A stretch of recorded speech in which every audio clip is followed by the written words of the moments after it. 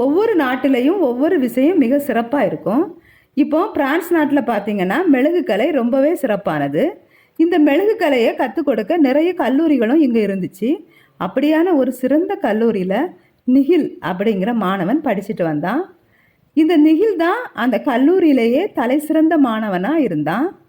அதனாலேயே அவனோட மனசில் தனக்கு எல்லாமே தெரியும் அப்படிங்கிற எண்ணமும் உண்டு. இப்படி இருக்க அந்த கல்லூரியில் ஒரு நாள் செமினாருக்கு ஏற்பாடு பண்ணினாங்க. பெரிய நிபுணர் ஒருத்தர் அந்த செமினாரில் இந்த மாணவர்களுக்கு வகுப்பு எடுக்க வந்திருந்தார். வகுப்பு எடுத்து முடித்த உடனே எல்லார்கிட்டையும் கேள்வியும் கேட்குறாரு. வகுப்பு எடுக்கும்போதே கேட்கப்படும் எல்லா கேள்விகளுக்கும் நிகில் ரொம்ப அருமையாக பதில் சொல்லிட்டு இருந்தான். அதனால அவருக்கு நிகில் மேலே நல்ல மரியாதையும் வந்துச்சு. அந்த மரியாதையினாலேயே அவனுக்கு ஏதாவது நல்லது பண்ணணும் அப்படின்னு அவனை தனியாக கூப்பிட்டு பேசினார். அவர் பிரான்ஸில் தனக்கு ஒரு நண்பர் இருக்காருன்னும் அந்த நண்பர் மெழுகு கலையில் சிறந்தவர்னும் சொல்கிறாரு. இதை கேட்டு நிகில், அவர் பெரிய நிபுணரா, அவருக்கு மெழுகு கலை ரொம்ப நல்லா தெரியுமா, அவர் எந்த கல்லூரியில் படித்தார் அப்படின்னு கேட்டான். இந்த நிபுணர் சொன்னார், அவன் கல்லூரியில் எதுவும் படிக்கலை, தானாகவே தான் எல்லாத்தையும் கற்றுக்கிட்டான். ஆனால் அவனோட மெழுகு சிற்பங்கள் எல்லாம் பார்க்குறதுக்கு ரொம்பவே நேர்த்தியாக இருக்கும்னு சொன்னார். அவர் கல்லூரியில் படிக்கலை அப்படின்னதும் இந்த பையன் அவரை பற்றி ரொம்ப குறைவாகவே எடை போட்டுக்கிறான். என்ன சார் இது, இவ்வளவு பெரிய கல்லூரியில் 3 வருஷம் நான் படிச்சிருக்கேன், எனக்கு தெரியாததையா முறையாக படிக்காத அவர் எனக்கு சொல்லித்தர போகிறாரு அப்படின்னு கேள்வி கேட்குறான். இந்த நிபுணருக்கு கோபம் வந்துடுச்சு. அப்படின்னா இந்த பையனுக்கு நாம் எப்படியாவது ஒரு பாடத்தை படித்து கொடுத்தே ஆகணும் அப்படின்னு நினச்சிக்கிட்டு, அதுவும் சரிதான், ஆனால் நான் உனக்கு சின்னதாக ஒரு சவால் விடுறேன். இந்த ஞாயிற்றுக்கிழமை நீ என் நண்பனை போய் சந்திக்கணும். சரியாக மத்தியானம் 2 மணிக்கு அவன் வீட்டுக்கு போகணும். 4 மணிக்கு அவன் எப்பவும் டீ குடிப்பான்.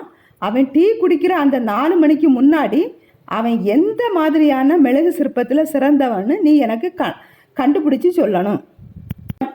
அப்படி மட்டும் சொல்லிட்டேன்னு வச்சுக்கேன், உனக்கு கால் காசு கூட பணம் வாங்காமல் என்னோட நண்பனோட அந்த சிறப்பான மெழுகு கலையை உனக்கு சொல்லித்தர சொல்கிறேன் அப்படின்னு சொன்னார். இதில் என்ன பெரிய விஷயம் இருக்க போகுது? அவர் வீட்டுக்கு போய் பார்த்தா கண்டிப்பாக அவர் எதில் சிறந்தவரோ அந்த மாதிரி சிலைகளை வீட்டில் நிறையவே வச்சுருப்பார். பார்த்து நாம் சொல்லிடலாம் அப்படின்னு ரொம்ப சாதாரணமாக அவரை எடை போட்டு அந்த சவாலை ஏற்றுக்கிட்டான் இந்த பையன். ஞாயிற்றுக்கிழமையும் வந்துச்சு. 2 மணிக்கு நிகில் அந்த நண்பரோட வீட்டுக்கு போனான். அந்த நிபுணர் வீட்டில் இல்லை. பணிப்பெண் தான் வீட்டு கதவை திறந்தா.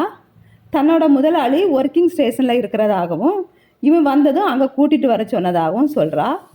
இவனும் அவ கூடவே அந்த ஒர்க்கிங் ஸ்டேஷனுக்கு போகிறான். அந்த ஒர்க்கிங் ஸ்டேஷனில் நிறைய பொருட்களை எல்லாம் எடுத்து வச்சுட்டு உட்காந்துருந்தார். என்ன தான் பண்ண போகிறாரு அப்படின்னு ஆர்வத்தோடு அவர் பக்கத்தில் போனான் இந்த பையன்.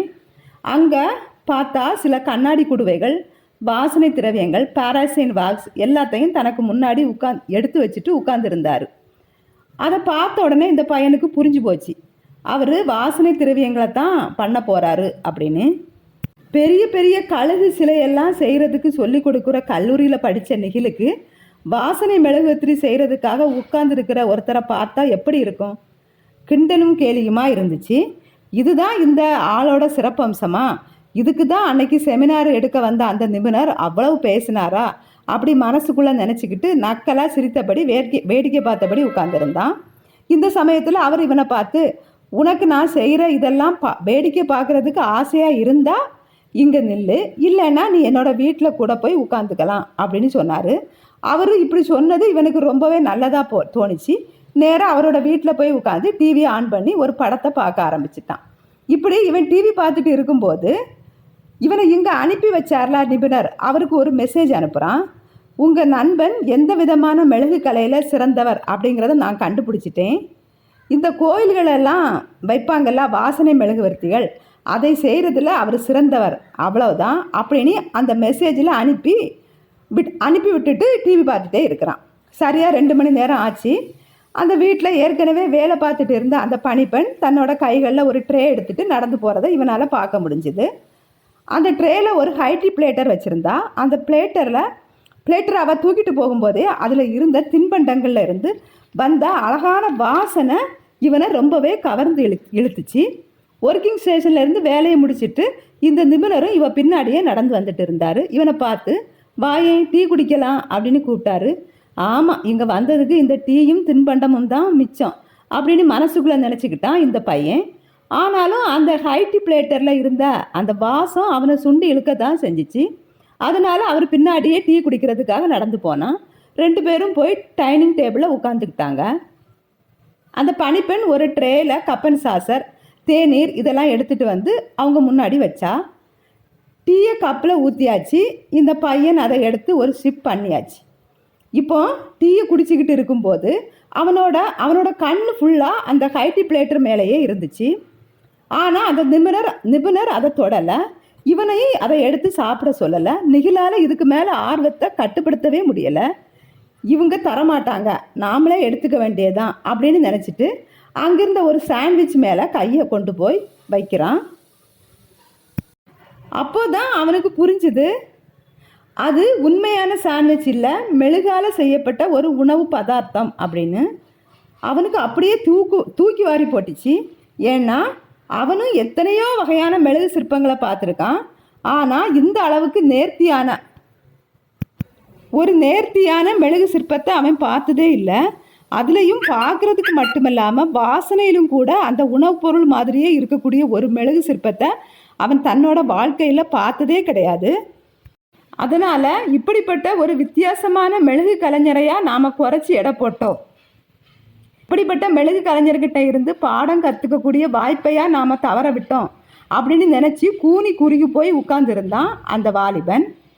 இந்த கதையில் வந்த நிகில் மாதிரி என்றைக்கும் நமக்கு அதிகம் தெரியும் அப்படின்னும் நமக்கு எல்லாமே தெரியும் அப்படின்னு நினைக்கவே கூடாது.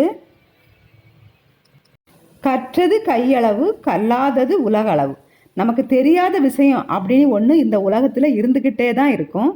அதை கற்றுக்கிறதுக்காக நாம் புதிய முயற்சிகள் செய்துக்கிட்டே தான் இருக்கணும். அப்படின்னா மட்டும்தான் நாம் வளர்ச்சிங்கிற அடுத்த கட்டத்தையே அடைய முடியும். இதே மாதிரி தான் நம்மளை சுற்றி இருக்கிறவங்களையும் சாதாரணமாக எடை போடக்கூடாது. இந்த விஷயத்தை இந்த கதை உங்களுக்கு அழகாக சொல்லி தந்திருக்கோன்னு நான் நம்புகிறேன். நீங்களும் நம்புனீங்கன்னா வீடியோவுக்கு மறக்காமல் ஒரு லைக் கொடுத்துட்டு சேனலை சப்ஸ்கிரைப் பண்ணி வச்சுக்கோங்க. தேங்க்யூ.